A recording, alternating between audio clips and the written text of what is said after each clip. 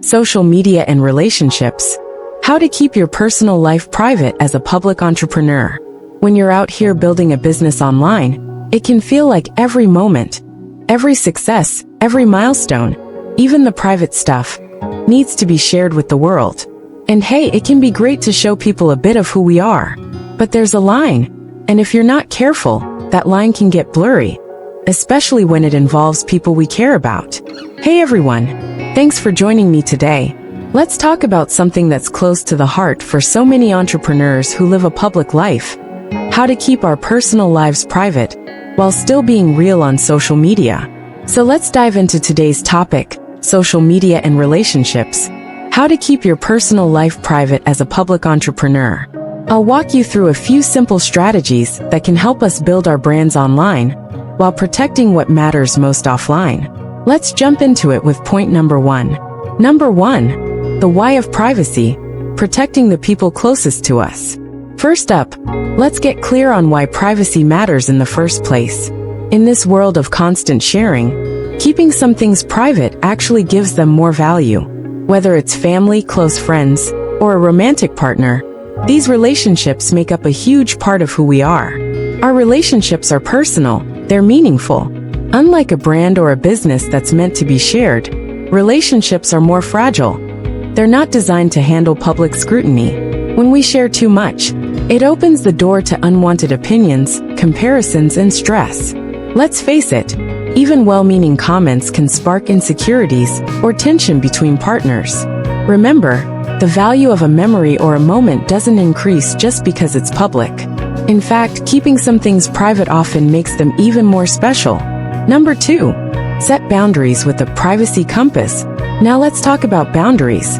Here's a concept I like to call the privacy compass. This compass is going to help you decide what's meant for you and your inner circle, and what's okay to share online. Think of this as a way to ask yourself, does sharing this feel right? Here's how it works.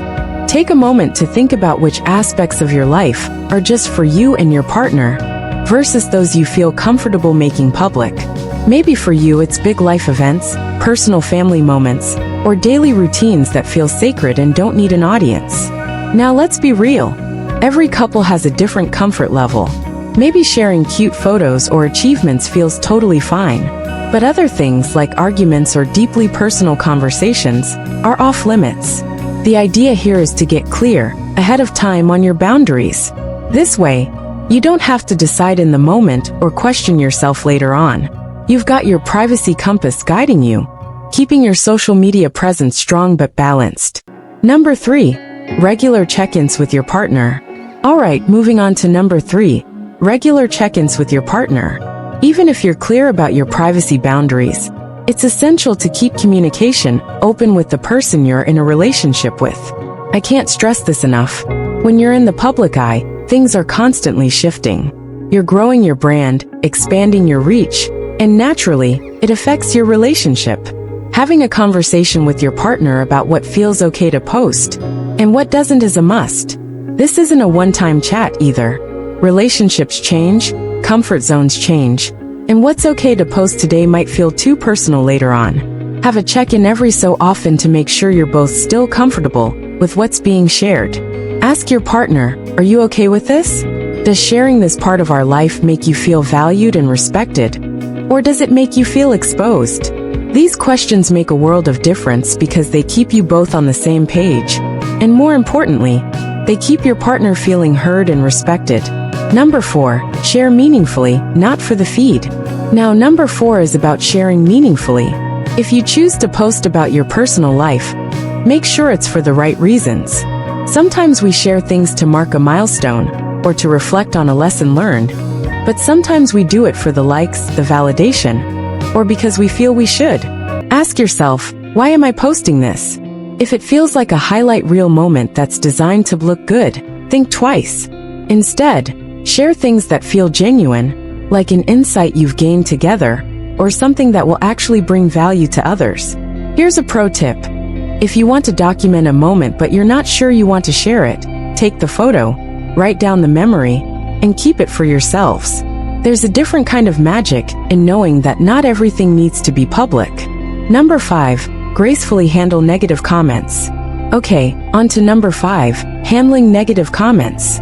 This is one of the trickiest parts of having a public presence, right? When you put your life online, you open the door to criticism. And even if you don't mean to, those comments can sometimes get under your skin. So here's the deal. You don't have to respond to every comment. You're allowed to ignore, delete, or even block if you have to. Remember, no one online really knows the full story of your relationship. If you and your partner are on the same page, that's what matters. And let's talk about that outside perspective trap. People may feel entitled to comment on your life, but their opinions aren't necessarily relevant. You can't control what people say, but you can control what you let into your space. Keeping that boundary is vital. Number 6, keep your identity outside of your brand. Alright, number 6, remember that your identity is more than your brand.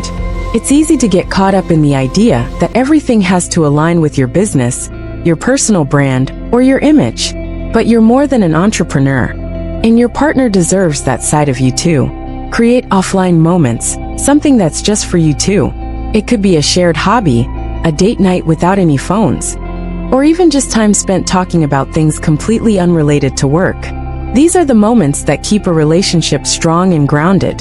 They remind both of you that your bond doesn't need an audience to thrive. This also keeps your partner from feeling like they're part of the brand. Instead, they get to see and be with you, not the entrepreneur, not the public figure, but the real person behind all that. Number 7, couples content, making it a shared experience. And finally, number 7, for those of you who create content as a couple, make it a shared project, not something obligatory. If both of you enjoy it, fantastic. Make it fun and authentic. Something that brings you together, not something that feels like just another task on your to-do list. Set some guidelines here too, so that even when you're creating content, you both feel happy and comfortable. Plan the content together. Give your partner a voice in what's shared. And if one of you isn't feeling it, that's okay. There's no pressure to make every moment a post. So there you have it. 7 ways to keep your personal life private while still building a strong online presence. When we set boundaries, communicate openly, and keep a few things just for ourselves, we're not only protecting our relationships, but also staying true to what really matters. Thanks so much for joining me today. If these tips resonated with you, feel free to drop your thoughts in the comments. And remember, being in the public eye doesn't mean sacrificing the things closest to you. Here's to building our businesses without losing sight of what matters most.